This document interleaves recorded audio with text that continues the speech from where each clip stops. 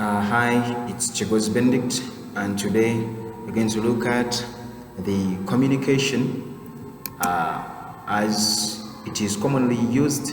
The word communication is what we're going to look at today. The learning objectives of communication are the first things that I have to talk about, because you can't go far before knowing the reason why you're doing such a thing. For today, the communication needs to have the objectives. The first one is to describe the communication discipline and its central questions. And the second one is to employ the communication theories, perspectives, principles, and contexts. You have to be very careful of something that I'm talking. To engage in the communication inquiry is one of the objectives that we're gaining when we do learn about communication. To create messages appropriate to the audience and the context. We don't just talk as we want, but we have to be very sure that the thing that we're talking on about is very clear and is meaningful to the audience that we're talking with. To critically analyze the message is also one of the objectives. And the last one is to demonstrate the ability to accomplish the communication. Then those are some of the learning objectives. What we're going to look on about to be the second, it will be the introduction to this communication. The word communication was derived from a Latin word, communis, which means to share. So it means if everyone is doing something like sharing, is communicating. And it's an activity of exchanging information through ideas, thoughts, messages, and information. With all above, it can be defined as the complete and rational process only when the recipient of the message has understanding of the subject matter of communication. So you have to be very sure that when you're communicating, the one that you're communicating with or the person that you're communicating with is getting what you're talking. That's the person that we refer to as the recipient. So the recipient is the one that you are communicating with.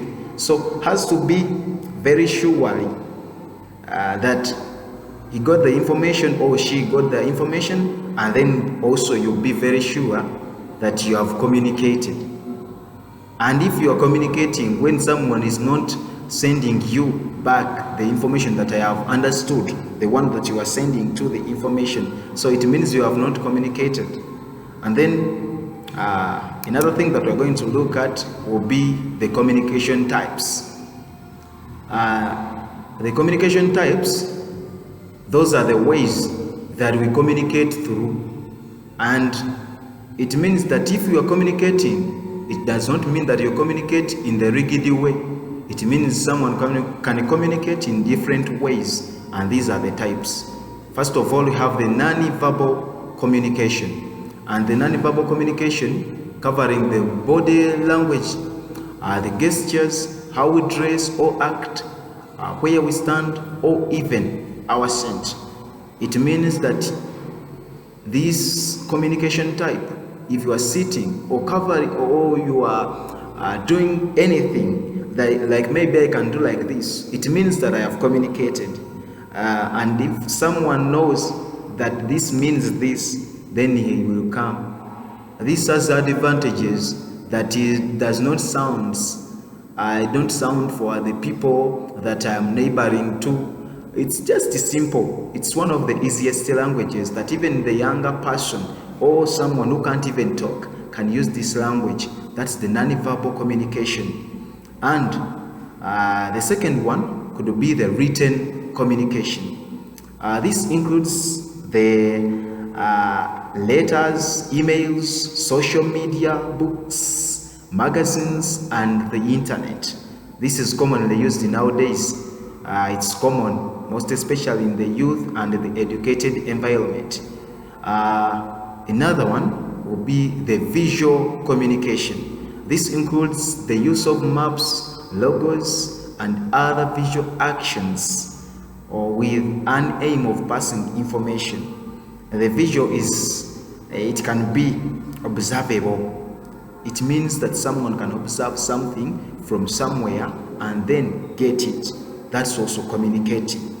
Another way of communicating is the spoken or the verbal communication. This type includes the face-to-face, telephones, radio, or televisions, and other media.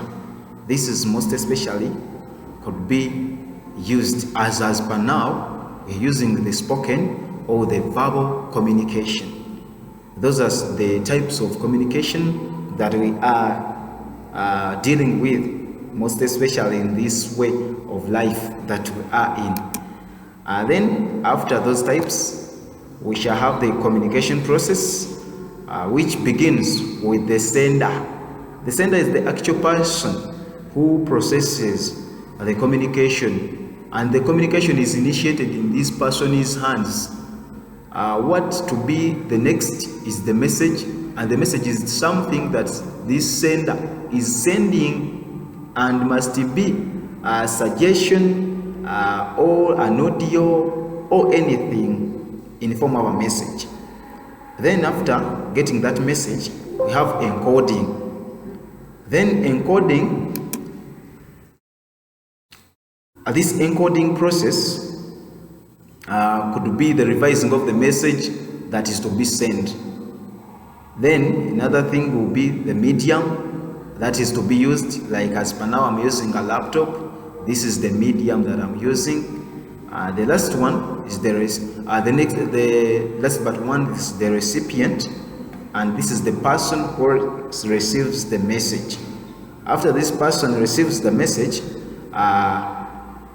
also has to